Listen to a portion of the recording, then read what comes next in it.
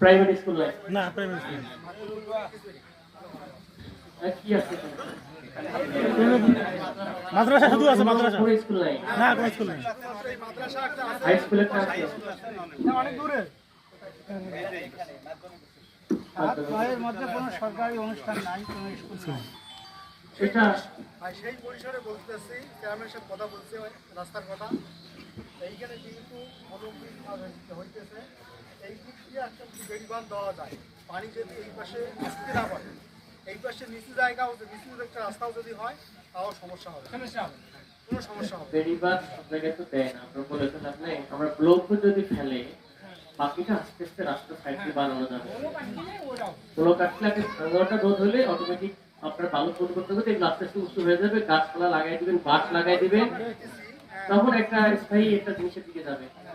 তো আপনারা যেহেতু মেম্বার এখানে, আমি বলবো যে এখানে আপনার বগল বাসা এবং সাপোজ এই 3টা ওয়ার্ডের একটা প্ল্যান করবেন, মাস্টার প্ল্যান বলে না, প্রতিদিনের জন্য দরকার নেই, চেয়ারম্যানকে রাখেন বা এখানে যারা আছেন বিভিন্ন দলের আমাদের, দেখে একটা মাস্টার প্ল্যান যে এই চরের 3টা চর মিলে বা 3টা ওয়ার্ড মিলে 2টা প্রতিষ্ঠান লাগবে।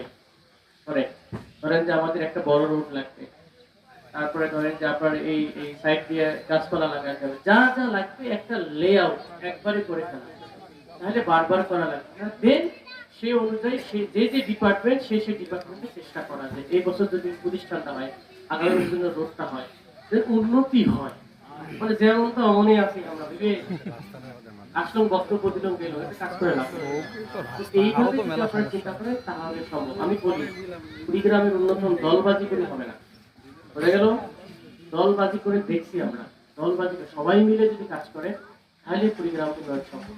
আমি আপনাদের সহযোগিতা চাই সব দলে, ইনশাআল্লাহ সব মিলে যদি দেই, সবাই মিলে চেষ্টা করি, তাহলে কুড়িগ্রামের উন্নয়ন সম্ভব। ইনশাআল্লাহ আপনাদের এই বিষয়টা নিয়ে অবশ্যই আমি কথা বলবো এবং নির্দিষ্ট ডিপার্টমেন্টকে আমরা ডেকে নিয়ে এসে বলবো যে এটার ব্যাপারে তোমরা প্রসেস করো, যত সময় লাগে উপরে আমরা দেখবো ইনশাআল্লাহ। ঠিক আছে?